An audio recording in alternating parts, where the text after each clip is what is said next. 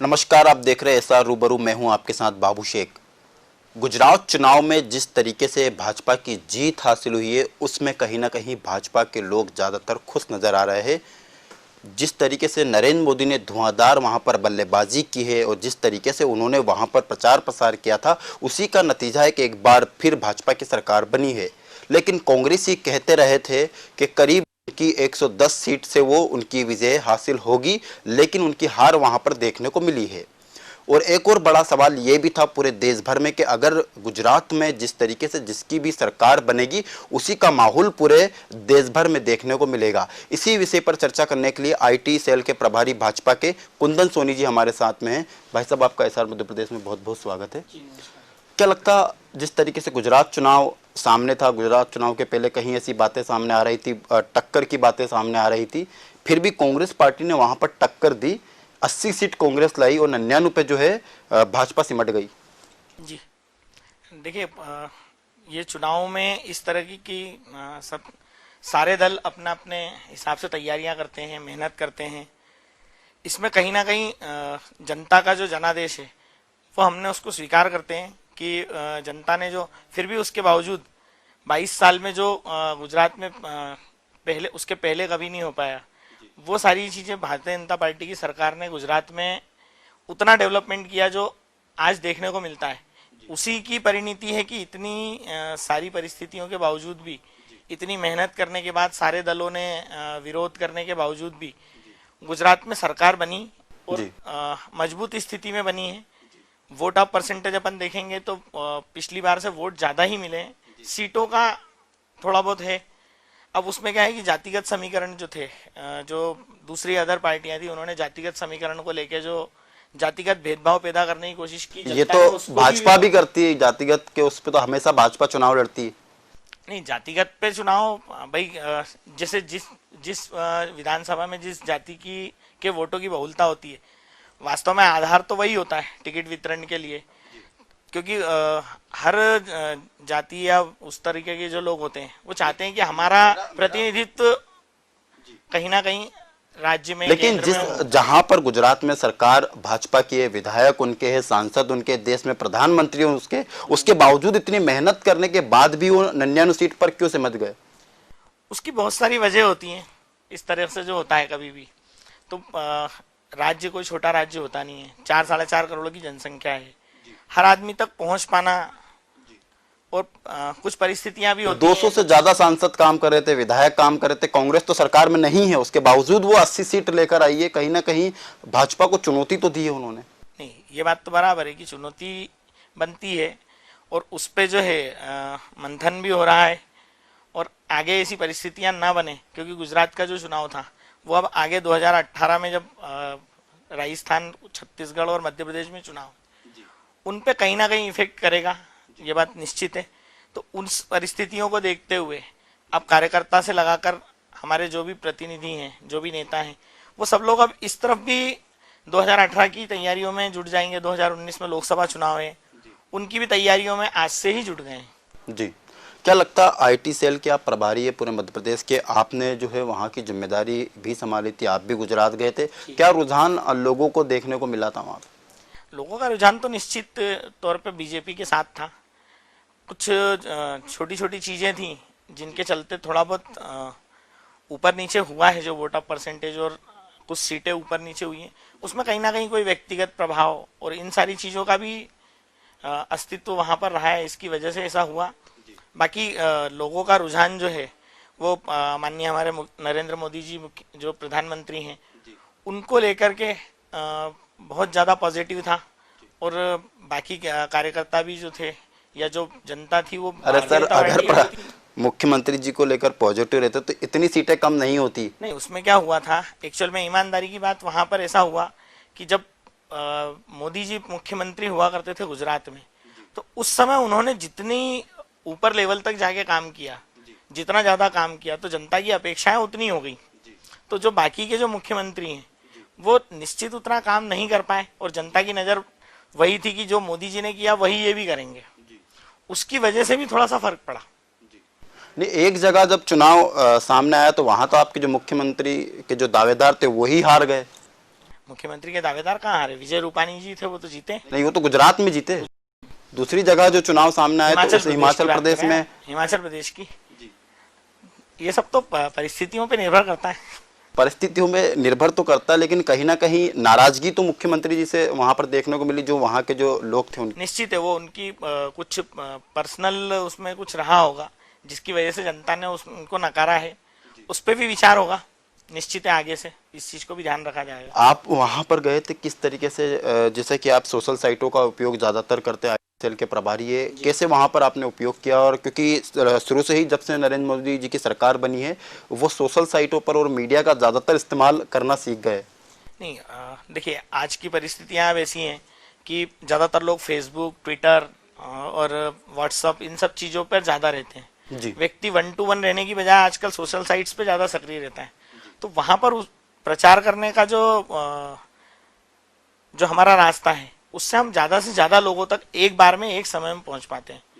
और इन सारी चीजों में जब फेसबुक और व्हाट्सएप पे होते हैं तो एक ही संदेश को एक बार में कई हजारों लोगों तक, लाखों लोगों तक वो पहुंचाया जा सकता है। जी। तो सोशल साइट्स जो है वो उपयोगी हैं यदि हम उसका सदुपयोग करेंगे तो। क्या लगता है वहाँ जो गुजरात में चुनाव होने के बाद जो नतीजे सामने आए, तो वहाँ कांग्रेस और हार्दिक पटेल और तमाम जो वहाँ के ओबीसी के जो नेता, उनका आरोप है कि ईवीएम में गड़बड़ी भाजपा ने की थी, वो तो इस तरीके का रुझान देना चाहती थी कि लोगों को शक ना हो। अब ये ईवीएम में गड़बड़ी अगर की है तो ये साबित करें। साबित तो आज तक कर नहीं पाए, आरोप तो कई बार लगे, हर चुनाव के बाद आरोप लगते हैं। क्या लगता है अभी जिस तरीके से दूसरे राज्यों में जो चुनाव सामने आएगा, इसका इफेक्ट कहां तक जो है भाजपा को पड़ेगा? जिस तरीके से चुनाव में जो टक्कर की जो भावनाएं जो चल रही थी, आपस में दोनों पार्टियां आमने सामने थी, लेकिन राहुल गांधी ने जो प्रदर्शन किया था वो भी काबिल तारीफ होगा, उसी की बदौलत है। लेकिन एक और कांग्रेस पार्टी का ये भी कहना है कि जिन जगह पर वो हरे वहां पर राहुल गांधी ने प्रचार प्रसार नहीं किया था। देखिए, सब अपनी अपनी तरह से उसका आकलन करते हैं, है ना। चुनाव जब हो जाते हैं उसके बाद हम अपने तरह से आकलन करेंगे, वो अपने तरीके से कर रहे हैं। हमें उनमें वो क्या कहना चाहते हैं उससे कोई ज़्यादा इत्तेफाक नहीं है। पर यह है कि हम आने वाले समय में 2018 में जब 3 राज्यों में चुनाव होंगे, राजस्थान, मध्य प्रदेश और छत्तीसगढ़ में, तो निश्चित है हम वहाँ पर मेहनत करेंगे। और तीनों राज्यों में हमारी सरकार है। सरकार के बाद हमने वहाँ पर जो डेवलपमेंट किए हैं, जैसे मध्य प्रदेश की बात करें तो आज 12 साल में जो सरकार है, तो जितने काम पिछले 12 सालों में हुए हैं, चाहे वो इंफ्रास्ट्रक्चर को लेके हों। 12 साल पहले एक ऐसी स्थिति थी, कहा जाता था कि जैसे ही आपको झटके लगना शुरू होंगे मध्य प्रदेश आ जाएगा। आज कमोबेश ये स्थिति पूरे राज्य में कहीं भी नहीं है। यहाँ तो इतना विकास हो चुका है कि दूसरे जो देश है उनसे भी ज्यादा अच्छी सड़कें मध्य प्रदेश में बनने लगी है, जैसा मुख्यमंत्री शिवराज सिंह चौहान कहते हैं। कुछ सड़कें तो वास्तव में बहुत अच्छी हैं। तो फिर पलटे क्यों वो उनके सवाल से? उन्होंने फिर इंदौर का क्यों कहा? उन्होंने तो पूरा मध्य प्रदेश का कहा था। मध्य प्रदेश में लगभग हर जगह एक तो मॉडल सड़क है ही ऐसी। लगभग पूरे 51 जिले की बात करें तो हर जिले में लगभग एक सड़क तो ऐसी है जिसको हम कह सकते हैं कि विदेशों से बहुत अच्छी बनी है। कांग्रेसियों का आरोप है कि जिस तरीके से भाजपा ही कहते हैं, झूठ बोलो, जोर से बोलो और झट बोलो, तो क्या ये राजनीति चल रही है अभी? आपको ऐसा लग रहा है क्या कि झूठ बोलता है? जो काम दिख रहा है सड़क पे, आज सफाई की बात करें तो मध्य प्रदेश में और अन्य राज्यों में, जहां पर यदि हम तुलनात्मक रूप से देखें तो जिन राज्यों में बीजेपी की सरकार है वहां पर, और जिन राज्यों में अदर पार्टियों की सरकार है वहां में और यहाँ में, आप इंफ्रास्ट्रक्चर डेवलपमेंट, इन सारी चीज़ों का यदि आकलन करेंगे तो आप स्वयं पता कर लेंगे। लेकिन आज जिस तरीके से देखा जाए तो जीएसटी, नोटबंदी को नकारा है गुजरात के जो लोग हैं उन्होंने, उसी का नतीजा है कि सीटें भी कम हुई, क्योंकि व्यापारी काफी वहां पर नाराज देखने को मिल रहे थे। रोजगार की बात करें तो काफी जो युवा बेरोजगार वहां पर है। पहले जो सरकार ने वादा किया था कहीं रोजगार युवाओं को दिया जाएगा, लेकिन नहीं दिया गया गुजरात में। देखिए, नोटबंदी को अभी मुश्किल से 1 वर्ष हुआ है, और कुछ भी यदि कोई नयापन हम किसी भी काम में लाते हैं, अगर हम नया कुछ भी डेवलपमेंट करते हैं, कुछ भी करने जाते हैं, तो थोड़ा सा समय उसमें लगता है। लेकिन जीएसटी को तो थोड़ा और समय लगाना था सर, 2 झटके एक साथ दिए सरकार ने। देखिए, अगर ईमानदारी से अगर समय लिया जाता तो कई बार क्या होता है कि समय की वजह से, जैसे जीएसटी है, पिछली गवर्नमेंट कब लागू करना चाहती थी पर नहीं हो पाया। तो इसलिए क्या होता है कि जब आप लोग विरोध करते थे, जीएसटी, आधार, सभी का विरोध आप करते थे और वही सब कुछ लागू कर दिया अब आपने। वो तो जो आवश्यकताएं हैं जो सरकारी उसमें है वो तो करना ही पड़ेंगे ना। जीएसटी जो है पूरे देश में उसकी व्यवस्थाएं बिठाल के जो टैक्सेशन का पार्ट है, जो अलग अलग राज्यों में अलग अलग प्रकार का टैक्स हुआ करता था, उसको एकीकरण किया है। तो उस समय जो विरोध था उसमें कहीं ना कहीं नीतियों में कुछ परिवर्तन था, उन नीतियों को सुधार करके फिर लागू किया गया।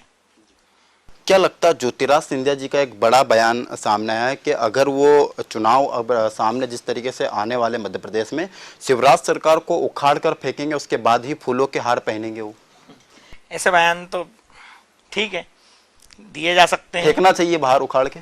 दिए, ये तो समय बताएगा, बहुत ज्यादा समय नहीं है। ज्योतिरादित्य जी भी देखेंगे, आप भी देखेंगे और जनता भी देखेगी। नहीं, फिर भी जिस तरीके से जो निकाय के चुनाव यहाँ पर सामने आए थे बीजेपी, उनमें उनकी हार भी हुई थी। अभी ऐसे कहीं जो चुनाव सामने आए उसमें देखिए, जो नगरीय निकाय के चुनाव होते हैं, छोटे चुनाव होते हैं, पंचायतों के चुनाव होते हैं, ये व्यक्तिगत स्तर के होते हैं। इनमें पार्टी का जो इन्वॉल्वमेंट होता है बहुत ज्यादा बड़ा नहीं होता है। अगर अपन पंचायत स्तर की बात करें तो उसमें तो सिंबल भी नहीं होता है, व्यक्तिगत चुनाव ज्यादा होते हैं ये।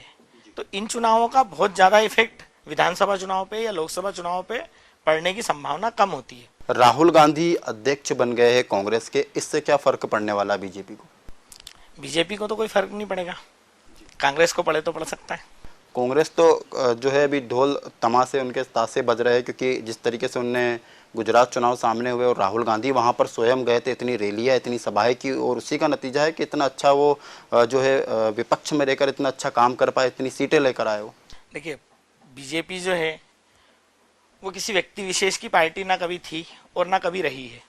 आज कार्यकर्ता, छोटे से छोटा कार्यकर्ता और बड़े से बड़ा कार्यकर्ता भी कार्यकर्ता के रूप में उतनी ही मेहनत और उतना ही काम करता है जितना हमारे माननीय राष्ट्रीय अध्यक्ष जी अमित शाह जी करते होंगे, या हमारे मध्य प्रदेश के प्रदेश अध्यक्ष माननीय नंदू भैया जी करते होंगे। उतनी मेहनत नीचे तक का पूरा कार्यकर्ता करता है। हर कार्यकर्ता पार्टी को अपनी पार्टी समझ के काम करता है। दूसरी पार्टियों में आपको व्यक्ति विशेष की पार्टी ज्यादा नजर आएगी। अभी आपने 3 बार वो बात दोहराई कि कांग्रेस की बजाय अपन नाम लेके बात करते हैं। भाजपा में ऐसा आपको नाम नहीं मिलेगा कहीं पर भी कि नाम जो है कि भाई ये उस व्यक्ति की पार्टी है। तो ये बेसिक डिफरेंस है अन्य पार्टियों में और भारतीय जनता पार्टी में। क्या लगता है, जो अभी जिस तरीके से चुनाव सामने हैं मध्य प्रदेश के और भी दूसरे राज्यों के, आजकल अपने बेटों को ज़्यादातर आगे भाजपा ही बढ़ाते हुए नजर आ रहे हैं। जो मंत्री है तो वो उनके बेटे को बढ़ाएंगे, अगर उसमें दूसरे जो मंत्री या कहीं बाहर जिनका प्रमोशन हो गया है वो भाजपा में है तो उनको जो है विधायक का उम्मीदवार। तो क्या लगता है, ऐसा बेटावाद चलने वाला है अभी? ये उनकी व्यक्तिगत सोच हो सकती है, पर पार्टी की इसी कभी सोच नहीं रही कि किसी नेता के पुत्र को या रिश्तेदार को टिकट दिया जाए। जी, उस विधानसभा की अपने मध्य प्रदेश में देखा है 230 विधानसभाएं, तो उन सारी विधानसभाओं पे कौन जीत सकता है, क्या स्थिति है, उन सारी चीजों पे सर्वे जो है, सर्वे करने के बाद ही, जैसे अभी जो नगरीय निकाय के चुनाव हुए वहां पर जो नगर पालिका के टिकट बांटे गए उनमें भी यही स्थिति थी कि जहां पर जो व्यक्ति जीत सकता है, जिस व्यक्ति का प्रभाव है, जो व्यक्ति काम कर रहा है, जनता के बीच में है, जनता जिसको पसंद करती है, वो निश्चित है, वो कोई भी हो सकता है, पर वो निश्चित है कि उसको टिकट दिया जाना चाहिए। पर ये सारी चीजें जो हैं, ये पार्टी की एक पूरी व्यवस्था है, वो व्यवस्था मिलकर तय करती है। और परिवारवाद जैसी स्थिति भाजपा में तो कहीं बहुत मुश्किल से आपको नजर आएगी। लेकिन भाजपा में भी अब जो है गुटबाजी देखने को मिल रही है। कहीं ऐसे नेता है जो बेगबागी से अपने बयान रखते हैं सरकार के खिलाफ भी, और कहीं ऐसी टिप्पणी करते हैं। ये उनकी व्यक्तिगत सोच है, इस विषय में कुछ कहा नहीं जा सकता। क्या लगता, जो अब आप चुनाव सामने है, इसको लेकर भाजपा की जो तैयारियां है वो कहां तक शुरू कर दी? भाजपा की तैयारियां तो 12 महीने चालू रहती हैं, चुनाव हो या ना हो। भारतीय जनता पार्टी एकमात्र ऐसी पार्टी जिसमें कार्यकर्ता लगभग पूर्णकालिक होता है।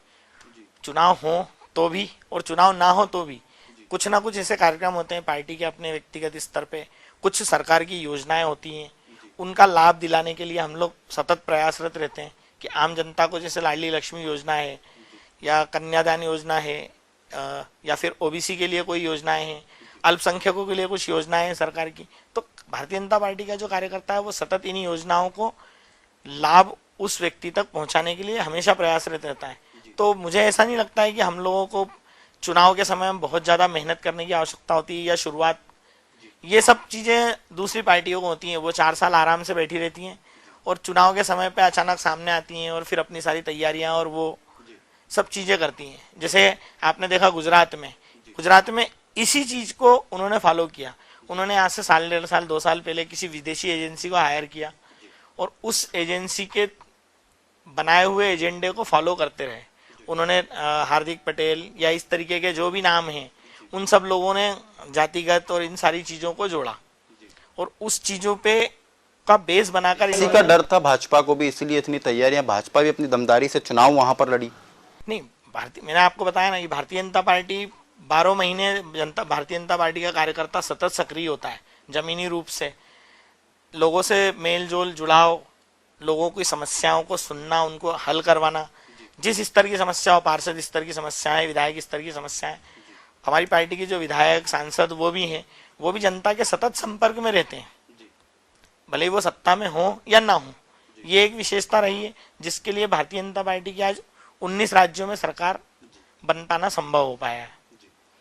बिल्कुल, कहीं ना कहीं जो गुजरात चुनाव में जिस तरीके से दोनों ही पार्टियों ने दमदारी से चुनाव वहां पर लड़ा, अगर वहां पर भाजपा हारती तो मोदी हारते, अगर भाजपा जीतती तो बीजेपी जीतती।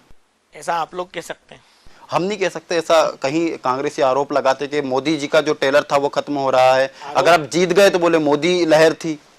देखिए, आरोप लगाना आसान है, पर वो साबित हो तब आरोप होते हैं। ऐसा का ऐसा ही ट्रेंड जो है कांग्रेस में भी देखने को मिलता है। अगर कांग्रेस पार्टी जीतती तो पार्टी जीतती, अगर कांग्रेस हारी तो ईवीएम हारी। देखिए, ये जो है, मैंने आपको पहले ही बताया कि भारतीय जनता पार्टी जो है वो किसी व्यक्ति की पार्टी नहीं है, ये कार्यकर्ताओं की पार्टी है और पूर्ण रूप से समर्पित और निष्ठावान कार्यकर्ताओं की पार्टी है। दूसरी पार्टियों में और हमारी पार्टी में ये एक बहुत बड़ा अंतर है। वो क्या करते हैं ये उनका है कि वो क्या करना चाहते हैं, पर हमारा कार्यकर्ता और हम जो हैं वो हमेशा चाहते हैं कि जनता का भला हो और जनता के लिए ही हम काम करते रहें। बिल्कुल, कहीं ना कहीं जो चुनाव सामने मध्य प्रदेश के है, कहीं ऐसी मूलभूत सुविधाओं की बात करें, पानी, बिजली और सड़कों की बात करें, कहीं ऐसे जिले जो है वहाँ पर अभी भी उन सुविधाओं से जो है लोग उनके पास वो सुविधाएं नहीं पहुँच पा रही है। और किसानों को कर्जा माफ़ की बात करें या उनके जो खेती वो बोते थे उसका मुआवजा उन्हें नहीं मिलता था, कई बार ऐसी स्थिति हो जाती थी, उसको लेकर क्या तैयारी की थी? किसानों को मुआवजा अब तो पूरी तरह से मिल रहा है। इसके अलावा किसानों को जो भाव में जो अंतर होता था खरीदी बिक्री का, उसके लिए भी मध्य प्रदेश सरकार ने तो एक योजना बनाई जो भावांतर योजना के नाम से है कि जितना यदि किसानों का जो किसी फसल का मूल्य यदि कम मिल रहा है तो उसका जो डिफरेंस है वो सरकार अपने उससे पे कर रही है, ताकि क्योंकि किसान जो है वो हमारा अन्नदाता है, उसको तकलीफ होगी तो सभी को तकलीफ होगी। इसलिए उस तरफ तो किसानों के लिए, किसानों के हित में जो है, किसानों का आज पहले के समय में ब्याज देना पड़ता था, आज ब्याज नहीं देते हुए बल्कि वो 100 रुपए का यदि ऋण लेता है तो उसको 90 रुपए वापस जमा करने। तो ऐसा जो है ये सिर्फ केवल और केवल भाजपा की सरकार में ही संभव है। आने वाले चुनाव में क्या मुख्यमंत्री जी ही उम्मीदवार रहेंगे एक बार फिर शिवराज? ये पार्टी तय करेगी कि उम्मीदवार कौन होगा और कौन नहीं होगा। अभी कार्यकर्ताओं को इस बारे में कोई जानकारी नहीं है? नहीं, कार्यकर्ता भी तय नहीं कर पा सकते ना। देखिए, जैसे गुजरात में चुनाव हुआ तो जो वर्तमान जो मुख्यमंत्री थे, ऐसा कहीं नहीं था कि यही मुख्यमंत्री रहेंगे जी। और कमोवेश हर चुनाव में यही स्थिति रही है कि किसी को मुख्यमंत्री प्रोजेक्ट करके और चुनाव नहीं लड़ा गया। उत्तर प्रदेश का आपके पास उदाहरण है, कई लोगों के नामों पे विचार होते होते आखिर में ऐसा व्यक्ति का नाम आया जो लिस्ट में नहीं था।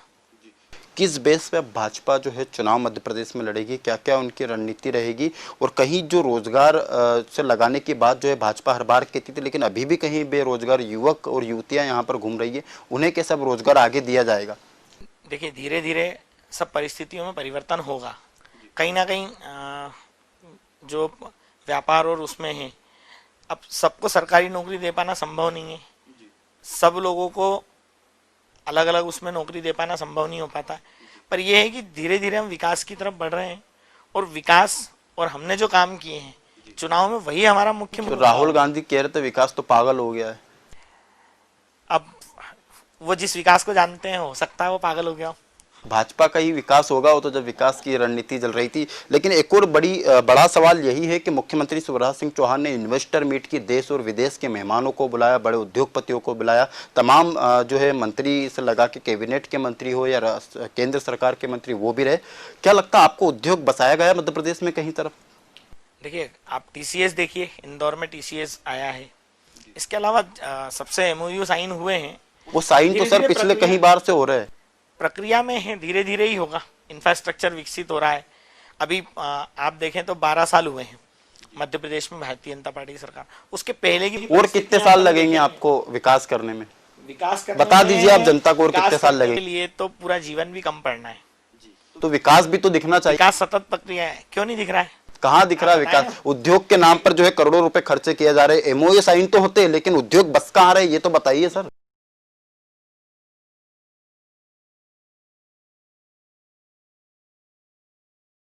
उद्योग भी आ रहे हैं ना। कहाँ आ रहे हैं? वो जो जिन उद्योगपतियों ने साइन किए हैं वो अपना इंफ्रास्ट्रक्चर बना रहे हैं, जमीनें देखी हैं।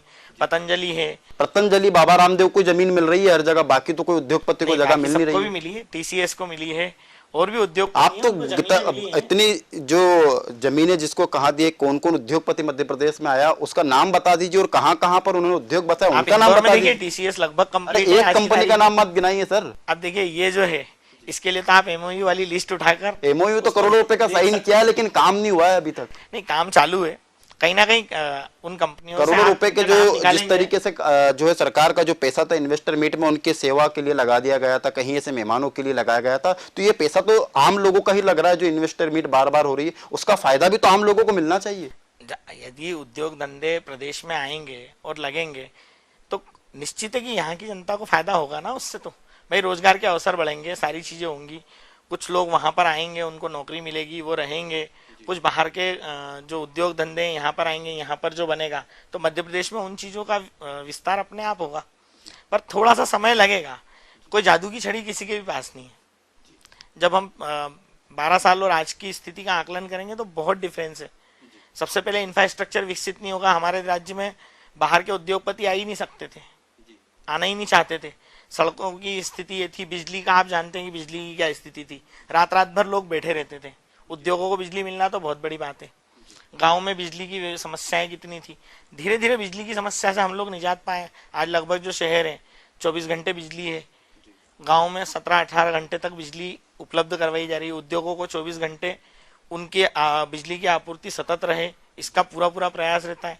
इसका परिणाम है कि उद्योग धंधे जो पुराने जो बंद होने जैसे थे वो भी विकसित हुए हैं, और नए होने की संभावना भी बढ़ी है। पर धीरे धीरे थोड़ा थोड़ा सा समय लगेगा। किसी एक बहुत खराब चीज को अपन बनाने जाते हैं तो उसमें उसको बनाने में बहुत समय लगता है थोड़ा सा। तो अभी इतना समय मेरे ख्याल से हुआ नहीं है कि अपन उसमें बहुत ज्यादा एकदम ऐसा कर सके कि 4 दिन में कुछ सुधर जाएगा। ऐसे कहीं ऐसे मध्य प्रदेश में परिवार है जो उनके बच्चे पढ़ना तो चाहते, लेकिन जो है परिवार की स्थिति ऐसी नहीं होती वो आगे पढ़ाए या उन्हें कहीं विदेश या दूसरे देश भेजे, उनके लिए क्या तैयारी? उनके लिए तैयारी है। आज मध्य प्रदेश सरकार की योजना है, यदि कोई बच्चा 75% से ज्यादा अंक लाता है 12वीं का, तो उसको पढ़ाई के लिए छात्रवृत्ति का प्रावधान गवर्नमेंट ने किया है। और आप इसमें पता कीजिए, उसमें जो इंजीनियरिंग की है, डॉक्टरी की पढ़ाई, आज डॉक्टरी की पढ़ाई बहुत महंगी है। एक छोटे से कॉलेज में 40-50 लाख रुपए आराम से लग जाते हैं। गवर्नमेंट वो भी पूरी तरह से उठाएगी।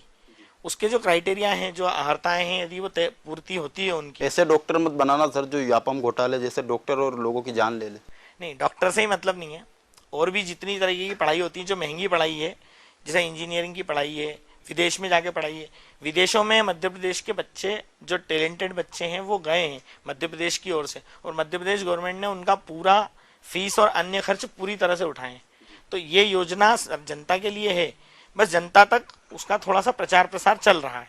तो ये जो शिक्षा जो है, शिक्षा बहुत मूल उद्देश्य है गवर्नमेंट का, कि हर बच्चा जो है वो अपनी क्षमता के अनुसार ज्यादा से ज्यादा पढ़ सके और उसका लाभ अपने देश हित में वापस दे सके। स्वास्थ्य को लेकर भी कोई ज्यादातर तैयारियां नहीं की। आए दिन एमवाई हॉस्पिटल या दूसरे हॉस्पिटल में जो है लोगों की जान चली जाती है। कहीं ऐसी बीमारियां जो है नई आ रही है जिससे लोग उभर नहीं पा रहे। उसको लेकर डॉक्टरों को क्यों ना दिशा निर्देश दिया जाए और उन मरीजों को वहां पर ठीक करा जाए हॉस्पिटलों में। शासकीय हॉस्पिटलों की स्थितियां बहुत सुधरी हैं अभी तक।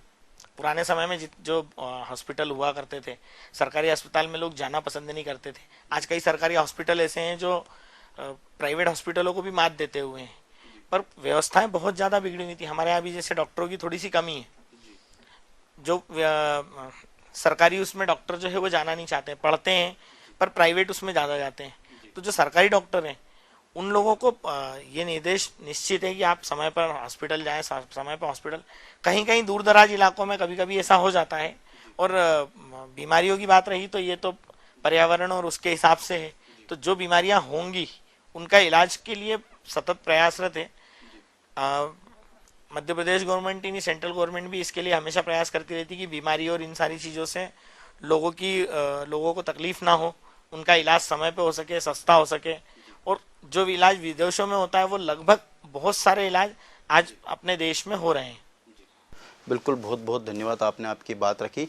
बिल्कुल, कहीं ना कहीं जिस तरीके से गुजरात चुनाव की बात करें या अन्य राज्यों के चुनाव की बात करें तो भाजपा ने दमदारी से चुनाव तो लड़ा, लेकिन कांग्रेस पार्टी के अध्यक्ष राहुल गांधी ने भी दमदारी से वहां पर काम किया। उसी का नतीजा है कि पहली बार राहुल गांधी को कामयाबी मिली, हार भी मिली लेकिन सीटें भी मिली। लेकिन जिस तरीके से दावा भाजपा की तरफ से किया गया था 150 सीट से लगाकर 120 सीट तक वो लेकर आएगी, वो दावा खोखला नजर उनका आ रहा है। लेकिन आईटी सेल की बात करें जो भाजपा का, वो काफी मजबूत देखने को मिलता है, क्योंकि जिस तरीके से नरेंद्र मोदी जो है सरकार में आने के बाद उन्होंने जिस तरीके से आईटी सेल का उपयोग किया, सोशल साइटों का उपयोग किया और ज्यादातर मीडिया का उपयोग जो है नरेंद्र मोदी ने किया, उसी का नतीजा है कि बार बार उनकी जीत भी मिली। लेकिन पहली बार जो है कांग्रेस ने आईटी सेल का उपयोग किया, उसी के बाद उनकी भी जो सीटें हैं वो बढ़ती हुई नजर आ रही है। लेकिन जुमलेबाजी दोनों तरफ से चल रही है, दोनों ही सरकार जो है लोगों को बांटने का काम कर रही है